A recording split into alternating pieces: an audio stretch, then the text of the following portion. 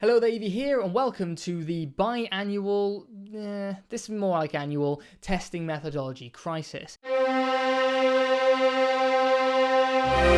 Roughly once a year, or sometimes twice a year, it's generally never once every 2 years, I have a slightly panicked moment. Not quite, you shouldn't be concerned levels of panic, but basically I have a little bit of a concerned moment where I think over my testing methodology for CPU coolers and cases, and I just don't feel it's good enough, and I think it needs improving. So what I'm going to do, long story short, what I'll say now should prime you for what to expect. What I would do with this video is play in the background while you're playing some games or you're, I don't know, doing whatever. And then just keep a mental note of some questions I ask as I'm describing things. And then if you want to chip in, throw some thoughts in the comment section below. And yeah, and then we'll maybe get some ideas together and I can go forward from there. So what I'm going to do is start off by presenting my current testing methodology, the way I do things in my testing, and then suggest changes as I go along as to what I think they should be. But what I might actually do first is just quickly run through the way I do things now and then make suggestions for changes. So I'll start off with the case testing, and the first test I do with case testing once I've built the system or my testing system inside a case for first instance is for all setups. I have the CPU cooler and the CPU cooler fan and the graphics cards fans set at a certain speed. It's locked at that speed. They don't change for anything. Then what I do is set up the first testing setup, which is the stock max setup. This relies on all the stock fans that come with the case running at full speed. I then do my benchmarks, get results, and go from there. And I'll log down the noise output from that test. Personally, I think this is a really solid test because it gives you an idea of the maximum noise that the stock case can produce, and also, at least for the test system, the lowest thermals that case can produce. Now, some people have questioned, why do I run at full fan speed? And there's I've got a kind of analogy, an example of why I do it and why I think it's a good idea, but it's like many things, there's no one right answer. There are many right answers, and it really just depends on your opinion. So the way I see it is that, let's say I was testing case A that had 3 fans, 2 front, 1 rear, let's say, and I was testing case B that had no fans. Let's say I run case A at 50% fan speed, the case fans, not the internal fans that are locked at their speeds, the case fans. We run them at 50%. And then what we do is run the case B's fans at 50% too, which makes no difference because it has no case fans. So what you can see here is that the first case A, is actually it's running at 50% of its potential. Cooling solution, and case B is running at 100% of its cooling solution because it has no case fans. So let's say we reduce the case A down to, say, 25% fan speed. Okay, now it's running at a quarter of its potential output, and while case B is running at 100% of its potential output, because again it has no case fans. So you can see here that running at 50%, 20%, 20% to 75%, whatever percentage below full speed means that you're running at lower than its potential. Whereas if a case has no fans, it's running at its highest potential. And I know that its highest potential is no case fans, very little airflow. But yeah, what happens is that you'll start thinking, if you look at results there, you go, oh wow, okay, so that case actually really isn't doing that much better than, say, a case with no fans, when in reality it's just not running as fast as it could. Now, there are a couple of counter arguments to this. The strongest one, I think, is that you get diminishing returns the faster you run fans. That is absolutely true. If you run fans at 50%, then you'll get a certain output, but an outcome. Then if you run them at 100%, you're not going to get double the outcomes. You're not going to reduce the thermals by twice, by twofold. It's not going to happen. There are diminishing returns to the more that you ramp up the fan speed. But my kind of counter to that is that most case fans don't run at like 2,000 RPM. They run at 1,200 RPM, 1,000 RPM, 1,500 RPM at the most, from memory. Generally, they don't go any much over 1200 plus or minus 10%. So, you're not getting the diminishing returns are limited, let's say, if you had third party or aftermarket fans that run at 2000 RPM. So that's the basic premise as to why I think full speed is a good idea. The second reason I think it is just that you get an idea of the most noise you get and the lowest thermals, which is just you're getting the extremes of the situation. And generally, at the extremes, you get the best understanding, or you find those differences. Whether if you go around averages and sort of lower, sort of in between noise levels, stuff like that, you don't get so much interesting information. It's much like taking a survey. If you have a survey and you have 5 options and somebody picks the middle option every time, that is absolutely useless information to you, and you're better off finding those extremes. So yeah, so that's the first testing setup, and what I'd like to say is that I don't want to change that. I think that is good enough as it is, and I'd like to retain it. Now, there are 2 other testing setups, and I'll explain them both first briefly and what I'd like to change. So, what I normally do after my stock testing is I remove the stock fans and I replace them with my testing fans, which are, if you want to know, EK Vada FL120ERs. They're quite old now, and I would like to change those, or get a few updated ones, or what have you, something better. I'll explain that in a second.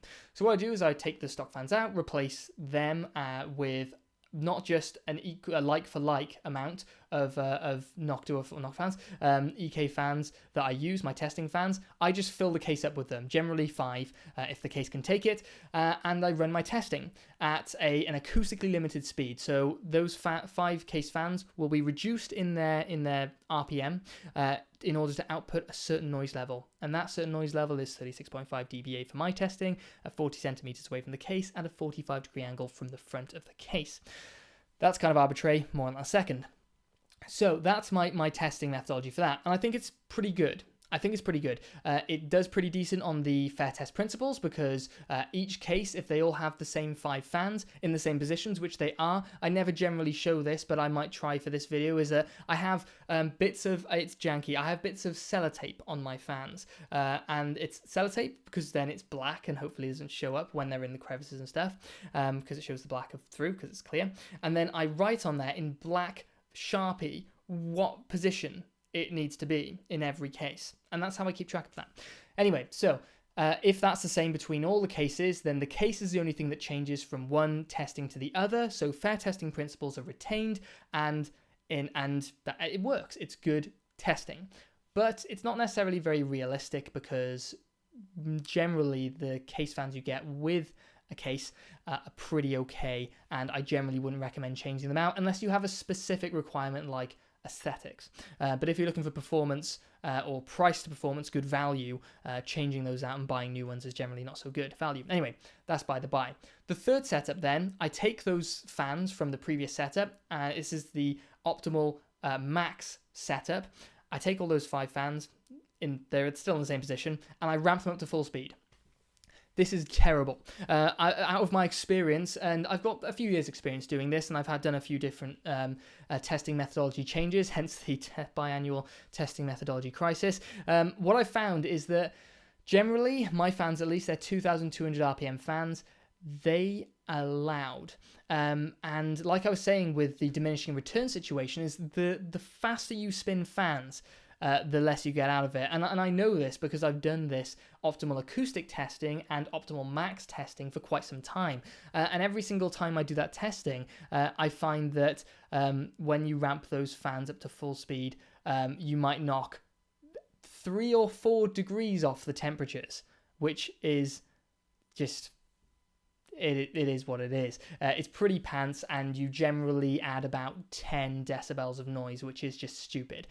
So it's interesting from fair testing principle standpoints, because then you know the maximum noise of the case, but you're just hitting that barrier of diminishing returns on the thermal performance. So I want to drop that one, and I'll say that now. I just want to drop that test, the third test. It is pretty much useless. But what I'd like to do then, basically, I want to take the optimized setup that I did before, where I change all the stock fans out for testing fans, and I'd like to leave the stock fans in. And I think it would be a good idea, because Generally, those fans are pretty good, like I said, and it's just realistic for somebody who gets, say, a £70 case that has 3 fans that come with it to use those. Now, I'm not trying to make this like you will have my setup, and your setup, and this is what the result you'll get, because we're still dealing with a test system. It's still my test system. It's still the way I've set it up, and it will perform differently to the way yours will. But I think this is a more realistic way of going about it, and at least then we can get some more idea of when we use the stock fans, of when we noise normalize those stock fans, how it all performs. But here's the big but. What happens when a case comes with no fans? What happens when a case comes with 4 fans? What happens when a case comes with 1 fan? Did I say 1 fan? No, I said no fans. What happens if a case comes with 1 fan? So here's the kind of thing, here's a big question to you guys. If that's the situation, do you think I should have, let's say 1200 RPM fans? Noctua, EK, who cares? Let's say I have some 1200 RPM low noise fans. Good fans that I would recommend somebody to go and buy if they were looking to buy more fans or replace their fans, let's say. Let's say I have 3 of them on standby. And let's say for any case, they should have at least 3 fans. So let's say if a case comes with 1 fan, then for the optimal setup, which we'll call the optimal setup because we're optimizing the cooling solution, I will add 2 fans. So there's 3 fans. If a case comes with 4 fans, I don't take any fans away, but I don't add any either. And if a case comes with no fans, I add 3. Comes with 2, I add 1. So there's always 3 fans in the case, and that'll generally be 2 at the front, 1 at the rear, or depending on what the case is. If a case can't fit more than 2 fans in there, then that's all I have to work with. But that's okay, because I could probably ramp those fans up a little bit faster in order to get more performance. But with mini ITX cases, it's generally the case anyway. So what do you think about that as an idea? So my first test setup will be the stock one at full fan speed, and the second setup will take the stock setup and then add fans if necessary, and then tune the fan speed of all those fans to output a noise level, and then I get results. At least this way, it gives more information about how the stock setup works, and then and I can also get, say, a rough idea. Then let's say we have the classic 3 fan setup, 2 at the front, 1 at the rear. We got a good classic idea of what I'd recommend going for, because typically I wouldn't recommend a single fan setup. I kind of would recommend 2, but 3 is balanced for graphics card and CPU. For testing purposes, it makes more sense. So let me know what you think about that. And I know I'm rambling. I get a little bit crazy with these things. The last thing I want to discuss then, I'd also want to change the noise level to that to 40 dBA just to raise it further away from the noise floor of this room, which is around 35 dBA. 36.5 is my current. I want to raise it to 40 to get away from that. But there we go. So what do you think about that? Let me know about that in the comments. So the last thing I want to discuss with the case testing, and the CPU cooler will be a lot quicker than this, but the last thing I want to discuss with the case testing is the benchmarking process. So normally, right now I've got 2 benchmarks. It's Priority 5 and Firmark for 10 minutes, and then I do Firestrike, the combined Firestrike test on a loop for 10 minutes.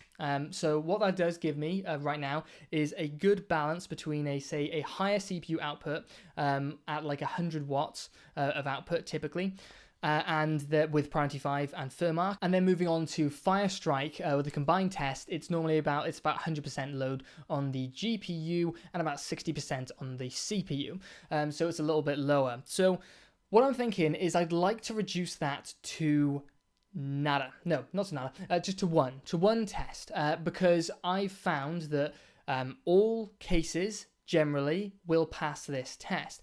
If they don't come with any fans, then that's their fault. So realistically, that's their fault. If they don't come with any fans, I mean, that will fail the stock fan test.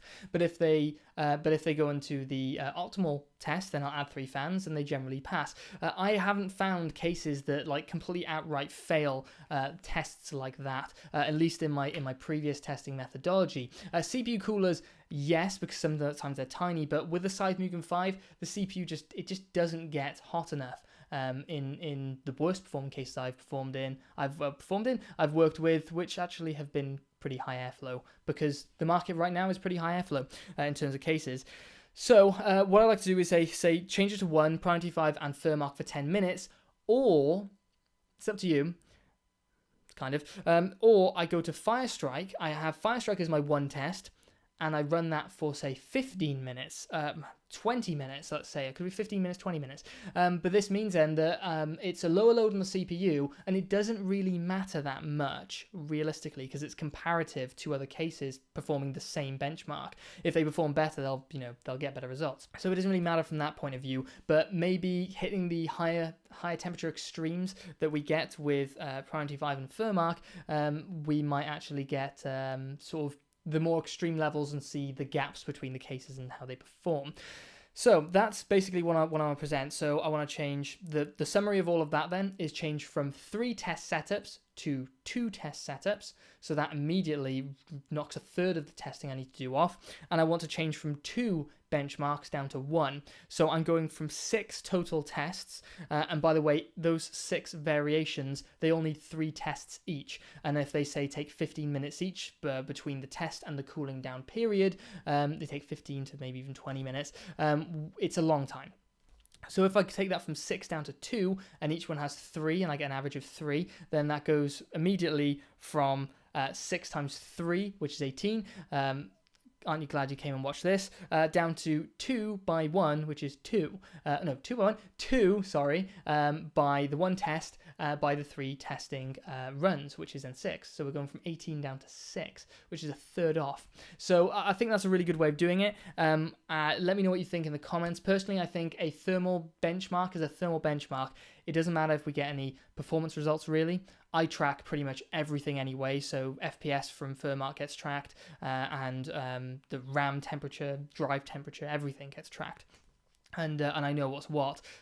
So yeah, it's not like it will get much difference between Firestrike and Fermark. So what I'll do is I'll quickly go through the CPU cooler testing. It's a lot simpler. Should only take me 5 or so minutes, 5-8 minutes maybe to explain this, and then we can wrap up and leave it at that. So the CPU cooler testing, normally what I do is the first test I do is an acoustically limited test. It's the same set, it's the stock fans that come with it. I don't do any changing of fans in any of my CPU cooler testing, and I tune the noise level to be running at 36.5 dBA. And yeah, that's how I do it, and I do the testing. But what I do change is the thermal paste. I don't use the thermal paste that comes with the cooler. I use thermal paste, my testing thermal paste, which is Arctic MX4, and they provided that a ways back, just for clarification on that. Now, one thing I think that is an issue with that is it's not very realistic to change the thermal paste out. It's good for testing purposes, and it means that we're getting